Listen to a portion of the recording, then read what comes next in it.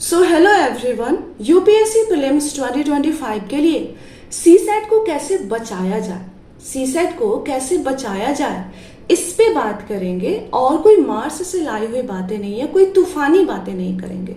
सो अगर आप कॉन्फिडेंट है सीसेट में, please skip the video, nothing is more important than your time.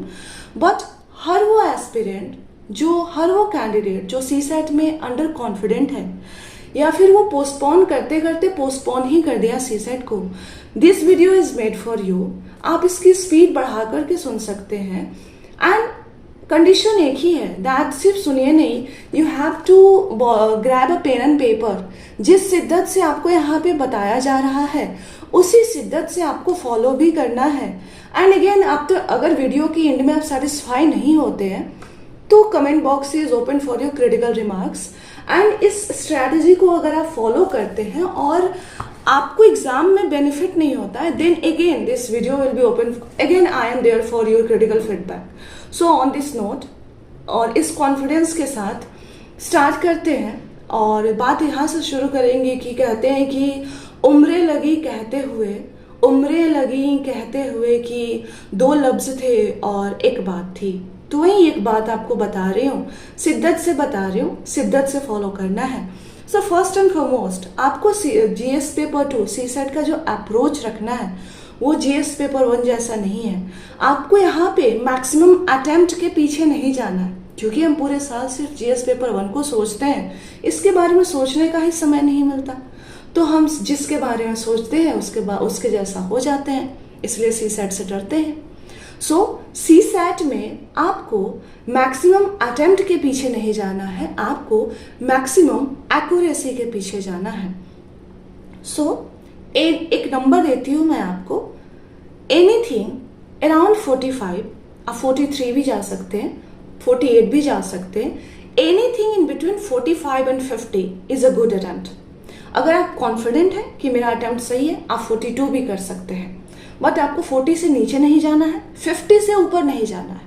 मैं उनकी बातें कर रही हूँ जो सीसेट में अंडर कॉन्फिडेंट है, हमारे पास 8 दिन मुश्किल से है, ठीक है। तो ये नंबर आप पहले नोट डाउन कर लीजिए कि मुझे 45 के अराउंड रहना है, 45 इज गुड इनफ। 50 गया अच्छी बात है, 46, 47 any increment is good, 42, 43 is also good, उससे कम नहीं, 50 से ज्यादा नहीं। सो 45 योर लकी, जो आपका मैजिक नंबर है ये। सेकेंडली, अभी आपको मैं कम्युनिटी पे पिछले 3-4 साल के पेपर्स दे रही हूँ। आपको उन पेपर्स के थ्रू होना, आपको देखना है कि क्वेश्चन का अरेंजमेंट कैसा है। देखिए, पेपर जब डिफिकल्ट आता है कॉन्फिडेंस ऐसे गिरता है कि हम 1 to 50 गए ना, 50 के बाद 80 नहीं जाते हैं, और 50 के बाद जनरली कंप्रीहेंशन जो होता है वो 1 question 1 answer, 1 question 1 answer doable है। कैसे डुएबल है बताऊंगी। सो आपको यूपीएससी के पीवाईक्यूज पिछले 4 साल के, ज्यादा समय नहीं है, पिछले 4 साल के, पहले तो एक लिटरली उनका क्वेश्चन पेपर ही डाउनलोड कर लीजिए, मैं ही दे दूंगी, और उसको देखिए कि किस तरह से वो क्वेश्चन दे रहे हैं। क्योंकि जब आप सॉल्व करते हैं तो आपको एग्जैक्ट अरेंजमेंट नहीं पता चलता, कंप्रीहेंशन इकट्ठे होता है, रीजनिंग इकट्ठे होता है, समझ रहे हैं बात को। दूसरी बात ये करनी है, सिर्फ देखना है क्वेश्चन पेपर में किस तरह से पेपर में पोजिशनिंग हो रही है क्वेश्चंस की। दूसरी बात, तीसरी बात कि देखिए तीन इंपॉर्टेंट एरियाज है, कॉम्प्रिहेंशन है, रीजनिंग है और मैथमेटिक्स है। इसमें मैं आपको बता दूं कि इंग्लिश आपकी वीक हो सकती है, बट बिना कॉम्प्रिहेंशन किए नहीं होगा। हम सिर्फ जो चाहते हैं कि बिना कॉम्प्रिहेंशन, हम उतने कमजोर नहीं होते हैं जितना हम खुद को सोचते हैं, हमारी इंग्लिश उतनी वीक नहीं है जितना हमें लगता है, तो आप कर लेंगे। भले आप 30 में से 10 करें, सही की बात कर रही हूँ, 30 में से 15 करें, बट करना पड़ेगा। तो ये माइंड से निकाल दीजिए कि इंग्लिश मेरी वीक है। So first area is comprehension, second area is mathematics, third area is reasoning. तीनों पे बात करूंगी। पहली बात हमें क्या करनी है, 45 नंबर। दूसरी चीज कि पेपर को देखना है, क्वेश्चंस की पोजीशनिंग समझनी है कि किस तरह से क्वेश्चन डाले जा रहे हैं, किस तरह से पोजीशन की जा रही है। थर्डली कंप्रीहेंशन में देखिए 2 तरह के क्वेश्चन आ रहे हैं। एक डिटेल्ड क्वेश्चन, मतलब एक कंप्रीहेंशन पे 2-3 क्वेश्चंस होते हैं। एक पे होता है कि एक छोटा सा 5 लाइन का पैसेज होता है, उस पे एक क्वेश्चन, फिर एक 5 लाइन का पैसेज, एक क्वेश्चन। अब आपको क्या करना है, आपको 2024 ऑनवर्ड्स के सॉल्व्ड PYQs आपके पास होने चाहिए और आपको उनको लिटरली सॉल्व करना है। कैसे?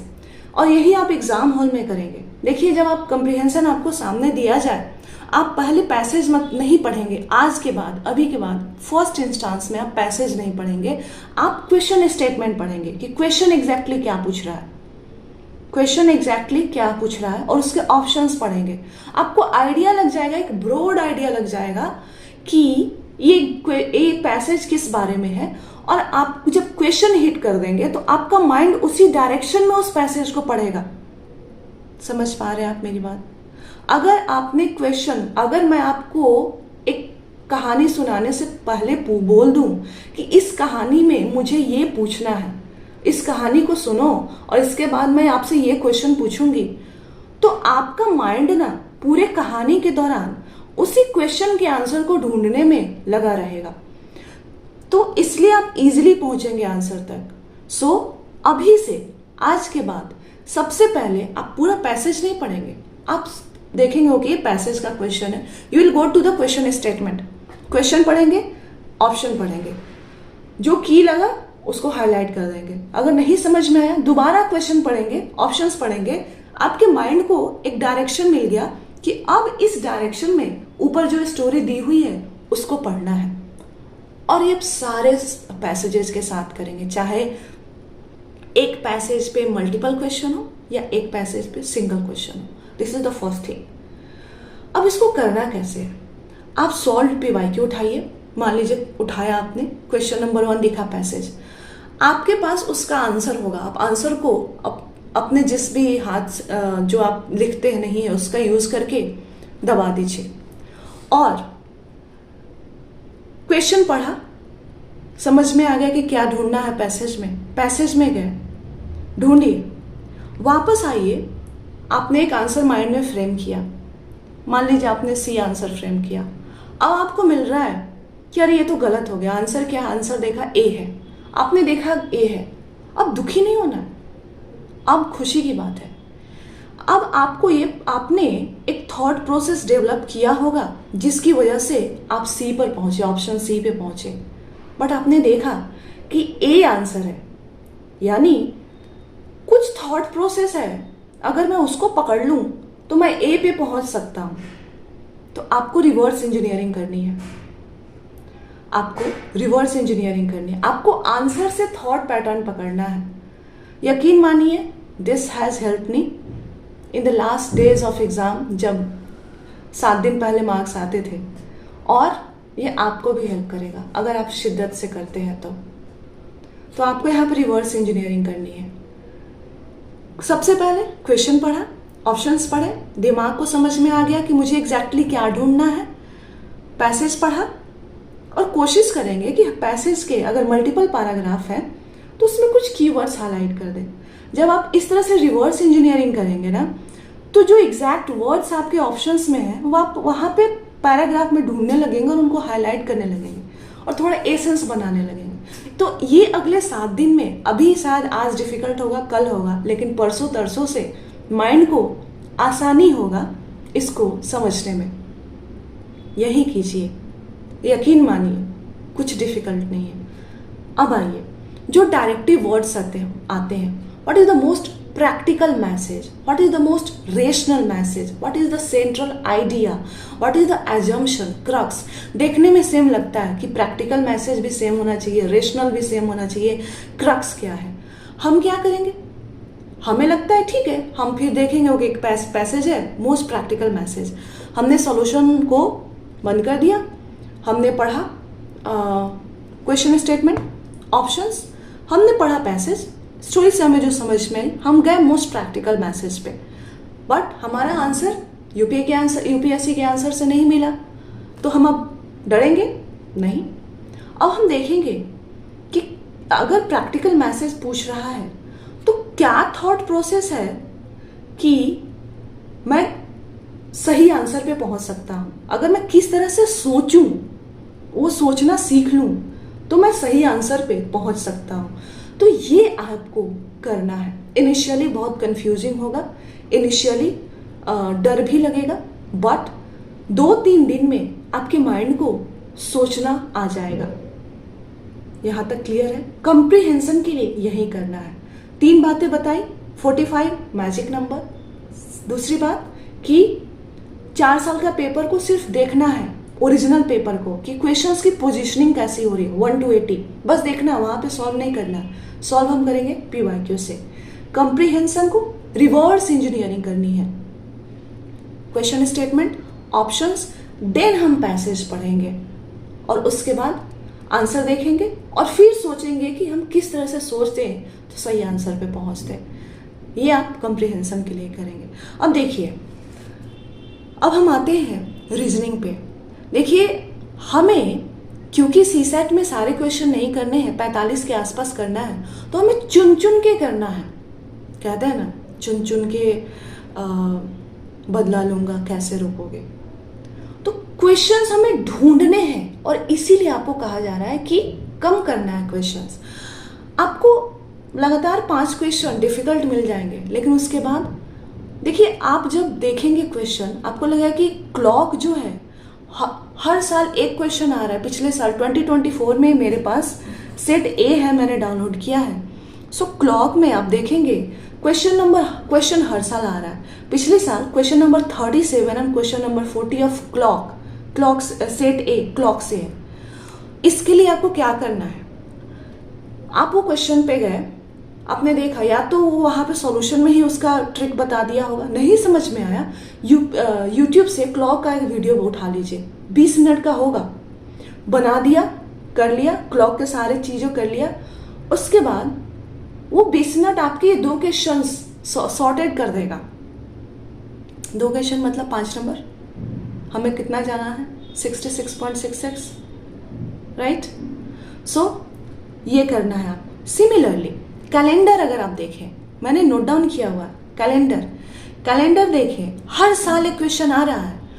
तो आप जब PYQ कर रहे हैं, खुद से करने की जरूरत नहीं है, सॉल्यूशन पे जाइए, देखिए कि कैसे सॉल्व किया है। अगर समझ में आ रहा है तो ठीक है, तो यूट्यूब पे सर्च कीजिए, जो आपको लगता है कि छोटा सा वीडियो है और इजीली समझाया हुआ, वहां से कैलेंडर के सारे ट्रिक्स उठा के नोट डाउन कर लिया। उसके बाद 3-4 साल के क्वेश्चंस कर लिए और हर साल एक क्वेश्चन आता है। कितने क्वेश्चन हो गए? 3 हो गए, 7.5। और ये ऐसा है कि होगा ही, आएगा ही। उसके बाद देखिए, डायरेक्शन एक ऐसा है कि आप इस पोजीशन में खड़े हैं, फिर इतने मीटर आप नॉर्थ ईस्ट में गए। इस हर साल सवाल आ रहा है, 2 सवाल आ रहा है, इजी है, इसके लिए कोई ट्रिक की आवश्यकता नहीं है। सिर्फ क्या करना है? PYQ करना है। ये तो बहुत बेसिक है। सॉल्यूशन देख लीजिए कैसे करना है, अगर ये नहीं आ रहा है तो बहुत इजी है ये। कितने क्वेश्चन हो गए? डायरेक्शन सेट नंबर ए का 56 एंड 57 क्वेश्चन है, 2 क्वेश्चन हमने अब तक 3, 2, 5 क्वेश्चन, 2.5 नंबर, 12.5। ये श्योर शॉर्ट है। इसके बाद वेन डायग्राम, जिसमें स्टेटमेंट कंक्लूजन का क्वेश्चन आता है। स्टेटमेंट कंक्लूजन कि कंक्लूजन 2 स्टेटमेंट है, उससे क्या कंक्लूजन ड्रॉ कर सकते हैं, ये वेन डायग्राम से होता है।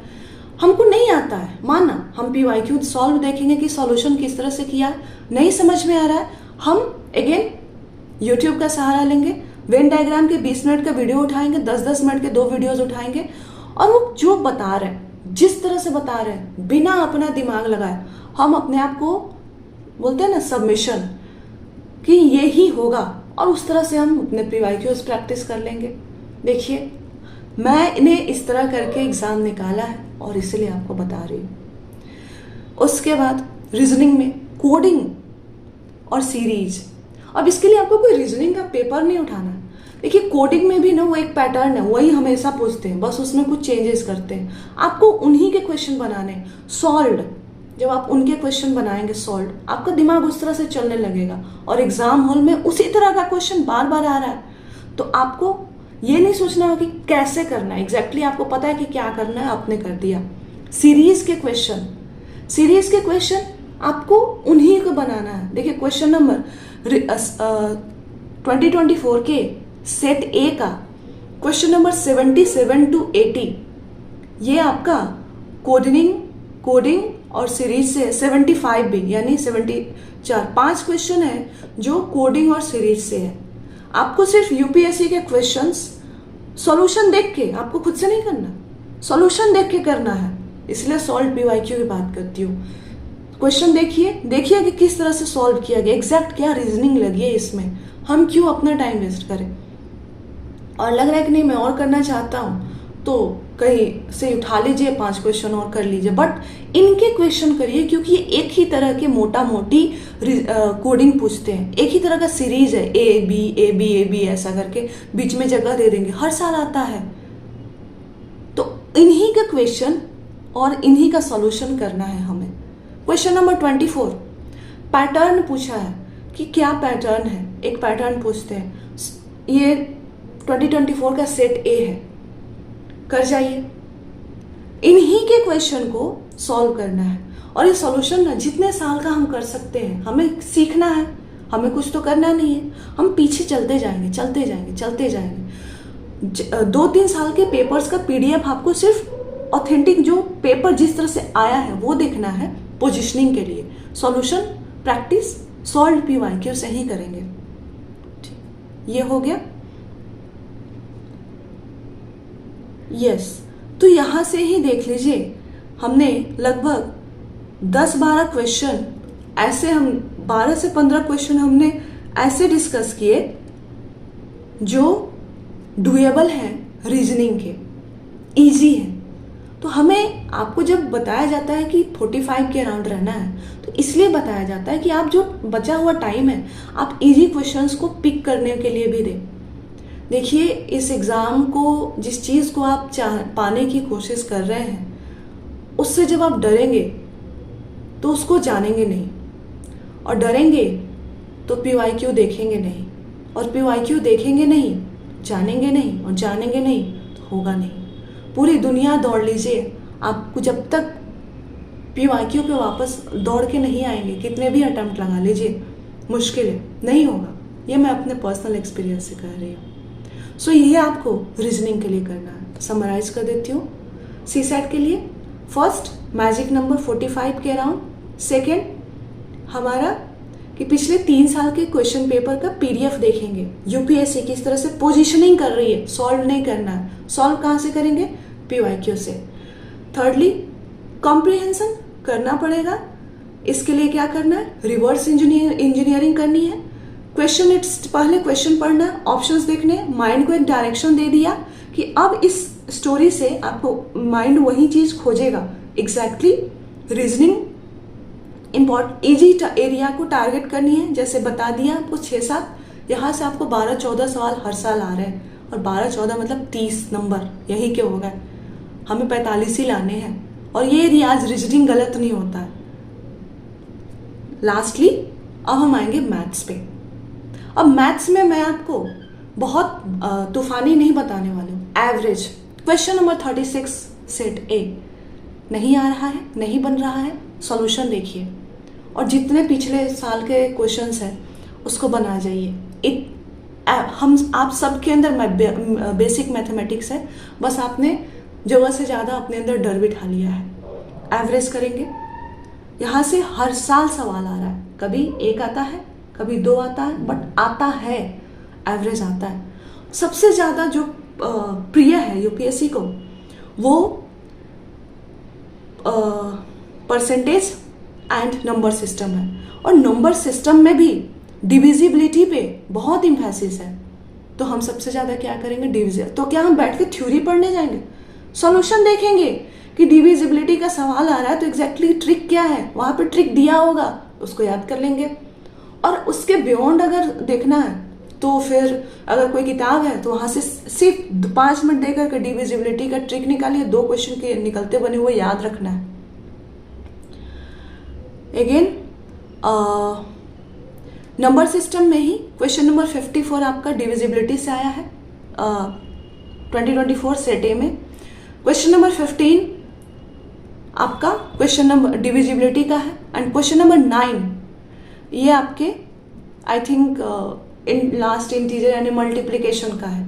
तो तो जब पता है कि मल्टीप्लिकेशन, देखिए डिविजिबिलिटी से 2 सवाल है, एक ही फॉर्मूला है। इंटीग्रेशन से मतलब लास्ट डिजिट क्या होगा, इंटीजर क्या होगा, मल्टीप्लिकेशन से एक ही है। इसका ट्रिक कर जाइए, और जितने भी प्रीवियस ईयर क्वेश्चन आप जितना कर सकते हैं, जितने नंबर सिस्टम के क्वेश्चन है इस तरह के, किया 3 to the power 10 into 5 to the power 10 को डिवाइड करेंगे तो कितना आएगा, ये कर जाइए। इसका एक ही ट्रिक होगा और वो आपके सॉल्यूशन में दिया होगा। कितने क्वेश्चन हो गए यहाँ से? 3। हम मान के चलते 2 तो आ ही रहा है, 3 आया है 2024 में, 2 आएगा। अब आइए परसेंटेज पे, और परसेंटेज अगर आपको बेसिक आता है तो प्रॉफिट एंड लॉस भी आएगा। तो आपको बेसिक करना है, बेसिक परसेंटेज। मैं बहुत हाई फाई नहीं कर सकती, मैं कोई किताब भी रिफर नहीं कर सकती, मैं कोई कोर्स नहीं सजेस्ट कर सकती, और मैं ये भी नहीं कर सकती मैं पढ़ा दूंगी। मुझे तो लग रहा है मैं ही पढ़ा देती, बट कोशिश करूंगी कुछ इंपॉर्टेंट हो जाए। बट परसेंटेज का जो बेसिक है वो ना छूटे। देखिए इजी ही ढूंढना है, इजी क्वेश्चन छोड़ रहे हैं ना, और इजी को गलती कर रहे हैं तो अपने लिए बड़ा मुश्किल क्रिएट कर रहे हैं। तो परसेंटेज के जो इजी सवाल है वो बन जाए।